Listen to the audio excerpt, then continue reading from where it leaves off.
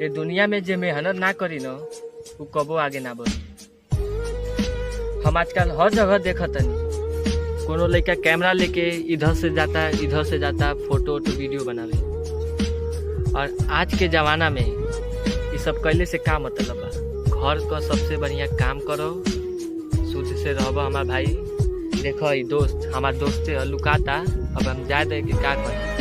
एक गाय का मनो बिजनेस हो, डेली खियावे लगी और हम मेहनत करी भाई घर का। देखो पसीना उसीना से भीजल बनी। ठीक बा, देखो एक बार चेहरा दिखा दो बाबू।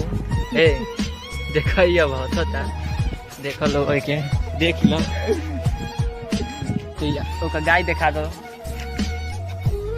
ये सब देख लो के ना कहते। ये कहले का मतलब भी देखो लाज शर्म अगर रही तू कबो आगे ना बढ़ पाइबो। ठीक बा दोस्त, अगर लजेब कबो तो जीवन में कबो आगे ना बढ़ पाइबो। ठीक, आज यही से खत्म करो।